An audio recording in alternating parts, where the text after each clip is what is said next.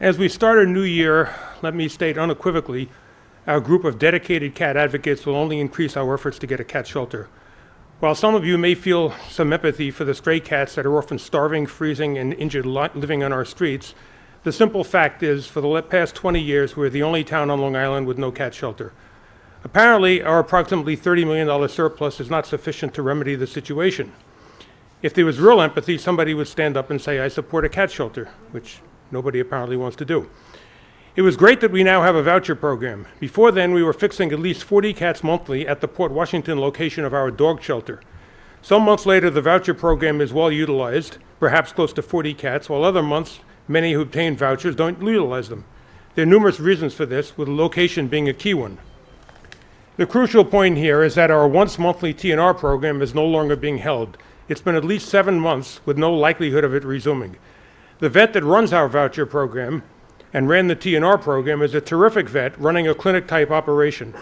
The reason nobody bids on our RFP is that we're not paying a competitive rate.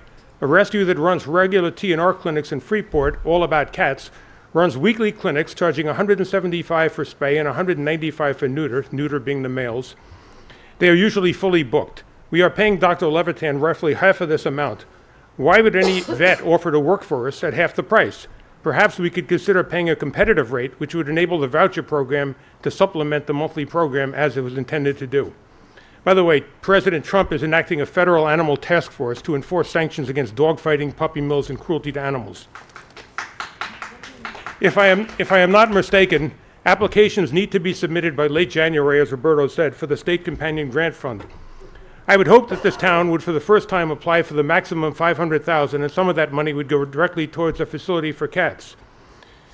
Basically, we spent $850,000 out of our capital fund the last time for an HVAC system, plus the $200,000 grant money for $1.05 million. How much additional money has been spent on renovating dog parks while the cats are starving on the streets? Incidentally, the last program, as I found out today, that we applied for with the state was turned down. The reason it was turned down for our town was it's a competitive program, and our score for this town was too low. That's why they turned it down. Cayman's cruel and cowardly proclamation that New York state law only requires that dogs be taken in by a municipality. In the ensuing 20 years, no administration, including this one, has had the humanity to change this situation, regardless of the tremendous resources this town possesses. I hope that for the new year, this board will do the humane thing and work with advocates who understand the situation and come up with a humane method of alleviating the suffering of so many cats on the street.